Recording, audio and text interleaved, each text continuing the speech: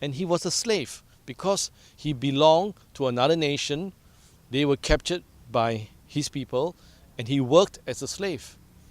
And so he sent his senior ministers to go and see this person who's a slave and say, you don't have to be a slave anymore. We will free you. You will come and be advisor to the future king of the world. And Yi Yin said, thank you very much. I really enjoy my life as a slave. So his ministers all came back. They had all these, beautiful gifts for him, jewelry, everything, treasures. And they said, the slave said he preferred to be a slave. He doesn't want to be your prime minister. He doesn't want to help you, Da Gong San. And the king says, it's my mistake. So he actually went and saw the slave and knelt before the slave and said, please be my teacher. Because he realized that this great man knows that he had the wrong attitude. By just trying to bribe him with gifts and money, couldn't bring him over. So he knelt down to a slave. All his ministers were saying, what's happening? Our king is kneeling to a slave. The slave went on to become his prime minister, helped him win China, and on top of that, for the next 3 generations after he died, went to teach his sons and grandsons the art of statecraft, how to run the nation well, expanded Shang dynasty. And when the children and grandchildren misbehaved or didn't do what the original founder of the dynasty did, he made them kneel before the founding dynasty's statue and reflect upon the teachings of the grandfather, the founder. And they all said sorry and went on to become better kings. So he was the prime minister for 3 generations. This is truly the first famous great prime minister of Chinese history.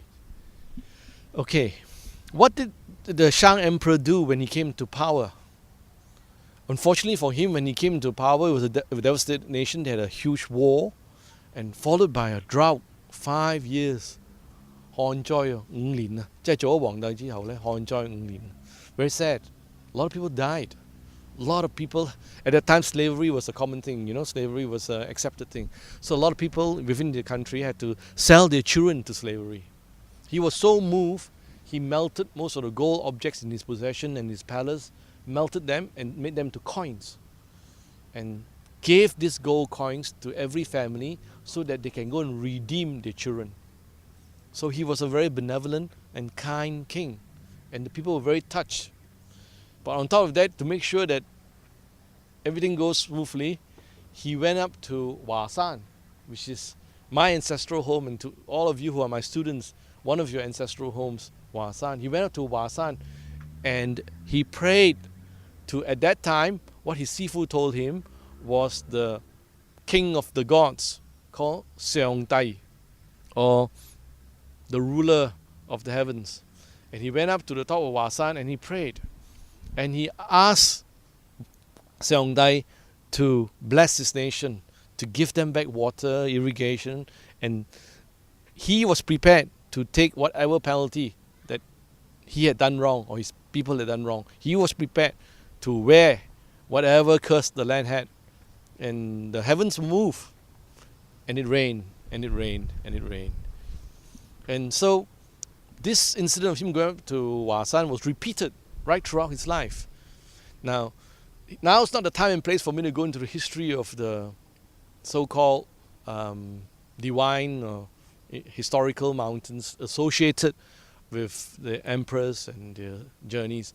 But this is the first of the 5 sacred mountains in China, recognized by the first emperor of China, or first king. King and emperor, I use it quite interchangeably. A lot of people are going to attack me and say, Sifu, there's only one emperor, it was Qin Shi Huangdi. Before that, there was none. After that, they only followed him. I tell you that there's a lot of room for debate on that, because let me explain to you. Emperor and king is a title that someone gives to himself. And you can be an emperor like Qin Shi Huangdi's second son and third sons, but you had no power. You can be a king, but who never became an emperor like some of the Zhao kings. And history remember them much more kindly than any emperor in history. So king and emperor depends on how you ruled and how you remembered for what deeds you did. So while there is some symbolism there, I wouldn't get caught up entirely with the word king or emperor. So anyway, the first king was a great king, a benevolent king. And you must remember 4,000 years ago, 3,000 plus years ago, the first thing that comes to the mind of any person, especially if you live in the Shang nation, is survival. And survival is dependent first and foremost on your ability to do battle. So, as simple as this. 如果你喺商朝出世長大，你係商朝個民族，你想升官發財，你想進爵，你先要上陣殺敵4個字，你要記得上陣殺敵，因為商朝好簡單嘅啫，商朝係有200至300家貴族，呢200至300家貴族呢，係有權利選個王嘅。Shang dynasty has 200 to 300 noble families. Their station in life is not dependent on any other factor except the ability to wage war. The strongest amongst them will be the highest ranked nobles. The weakest among them will be the weakest nobles. And whatever follows, the plot of land that you have, the palace that you can have, the number of treasures that you can have, is dependent on the might of your immediate noble family. And the kinghood is determined by mortal combat. It wasn't a democracy. Guys, he made a good speech. Yep, we'll make him the king. It didn't work that way. It depended on how you perform on the battleground. And if there's any dispute, let's say, Mr. A says, my team is really strong. I am the leader of the team. We did really well in the battle. Mr. B said we did as well or better. Then it's very simple. Mr. A and Mr. B stand up in the middle there with their weapons and sort it out. And we'll see who becomes king. 勝者為王，敗者唔係為寇啊，敗者係拜拜咯。This was how it was solved. And because the laws weren't very well developed then, people didn't sit down and sort of there was no magistracy courts or anything, so people didn't go to Ngamun and solve a problem. If the neighbors didn't agree, just sorted out the weapons. So that was how it worked. All right, so before we sort of get too far, this is how society then worked. It was so brutal. It was, very violent society. But that was the way it worked. It was, let's stop for one moment here and think, what did Shang society look like then? So today, I'm going to try to take you, we're going to walk there and see where the fence is. That we walk past that, we walk into Shang society. So today, Sifu will take you to walk past that and see what Shang society looked like then. When you walk into Shang society, you realize that it's a nation with 8 to 10 large cities.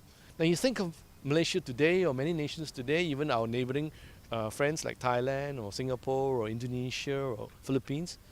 Do you think of 8 to 10 large cities? Sorry, my geography is poor, but I can't think of 8 to 10 large cities in any of those nations. Now, neither could I think in any other place in the world 3,000 plus 4,000 years ago had 8 to 10 large cities. But Shang dynasty had 8 to 10 large cities. So what is a large city? A large city meant that within that city there are between tens of thousands to in excess of hundreds of thousands of people living together in a walled area. They had walled cities. And the cities' walls were sometimes as deep as 20 to 30 meters. 60 feet deep, 50, 60 feet deep walls. That's pretty serious. I can't imagine people going through those walls, but what they were riding on a pole. So they were serious fortifications. And the walls were quite high, at least 8 meters, sometimes more. 8 meters is like 20 odd feet, and sometimes more. And the watchtowers were very high, sometimes hundreds of feet. So the watchtowers can see for miles away before they come. So these guys were seriously fortified. And within the big wall city, there were people within they have their own little castles, and the castles have moats. Those of you who don't know what a moat is like a river, a water area that surrounds the castle. Now, even the Shang dynasty castles had moats around them.